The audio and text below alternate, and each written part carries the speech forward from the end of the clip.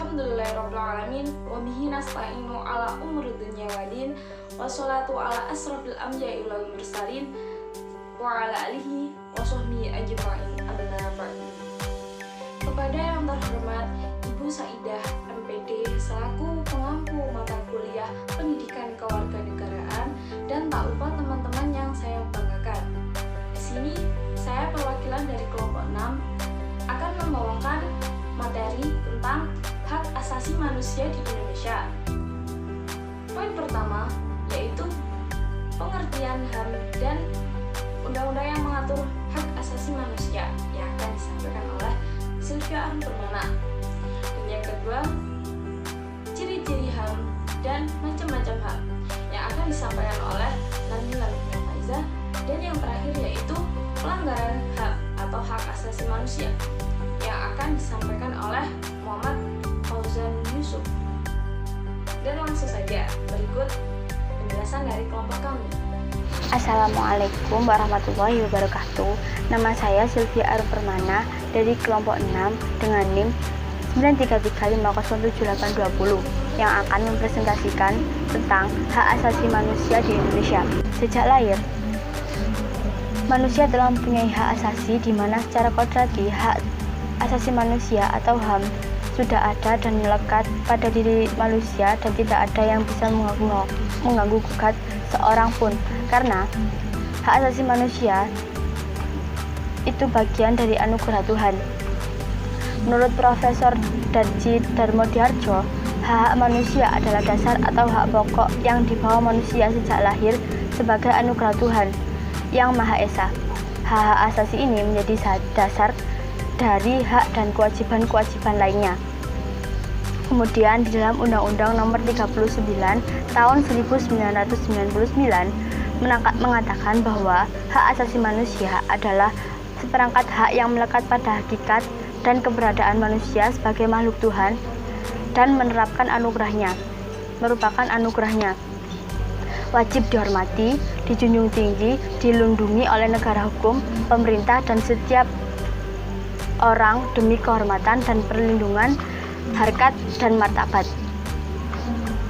Dalam sudut pandang lain, hak asasi manusia atau HAM adalah hak dasar yang dimiliki oleh manusia yang melekat sejak lahir sebagai anugerah Tuhan.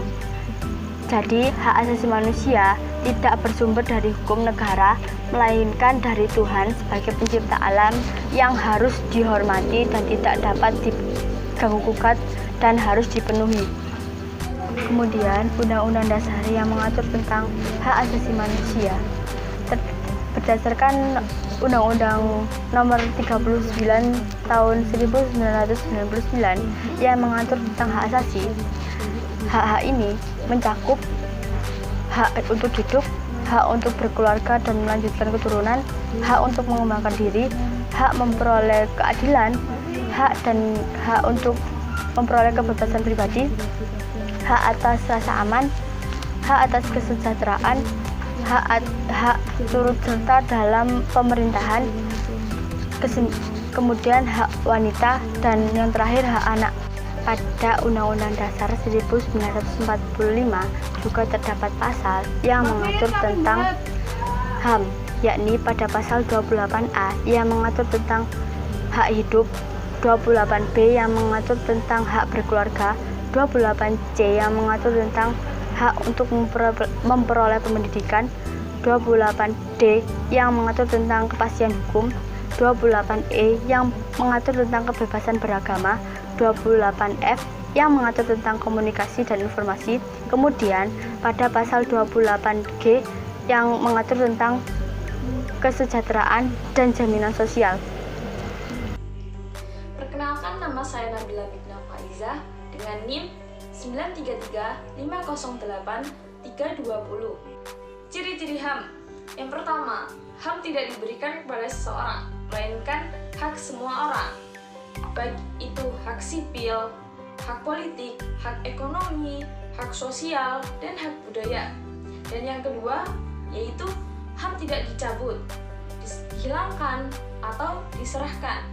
Dan yang ketiga, yaitu HAM bersifat hakiki, yaitu hak yang sudah ada sejak manusia lahir. Dan yang keempat atau yang terakhir yaitu HAM bersifat universal, sehingga berlaku bagi semua manusia tanpa memandang suku, status, gender, dan perbedaan lainnya. Macam-macam HAM. Yang pertama, hak asasi pribadi, politik, hukum, ekonomi, peradilan, dan yang terakhir, sosial dan budaya. Assalamualaikum warahmatullahi wabarakatuh. Perkenalkan, nama saya Muhammad Fauzi Yusuf Rahman. Ingin sedikit presentasikan mengenai materi yang saya bawa, yakni pelanggaran HAM. Mulai dari pengertian dulu. Dalam Undang-Undang tahun nomor 39 tahun 99, pelanggaran HAM adalah setiap perbuatan seseorang ataupun kelompok, tak luput dari aparat pemerintahan, yang dilakukan secara sengaja maupun tidak sengaja, kelalaian yang merujuk pada pelanggaran hukum, kemudian mencabut hak milik seseorang, itu merupakan pelanggaran HAM. Pelanggaran HAM ini ada dua macam pertanggungjawaban. Ini satu, pertanggungjawaban seseorang, perorangan. Pertanggungjawaban seseorang perorangan ini adalah seseorang bertanggung jawab secara pidana dan dapat dikenai hukuman atas sesuatu pelanggaran HAM berat yang telah ia lakukan. Dua, pertanggungjawaban seorang komandan militer atas apa yang telah dilakukan oleh bawahannya. Jadi komandan militer atasan sipil dapat dipertanggungjawabkan atas pelanggaran HAM berat yang dilakukan oleh pasukan atau anak buahnya yang berada di bawah komandannya. Kemudian ada beberapa macam pelanggaran HAM. Pelanggaran HAM dibagi menjadi dua, yakni pelanggaran HAM yang mulai dari yang ringan sampai yang bersifat berat. Mulai dari yang pelanggaran ringan ini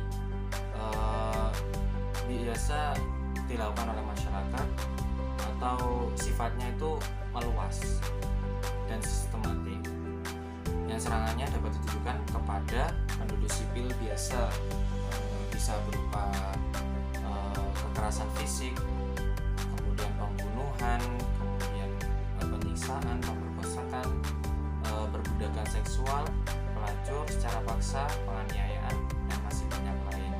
Kemudian yang kedua adalah mengenai pelanggaran HAM yang bersifat berat. Di sini ada seperti kejahatan genosida.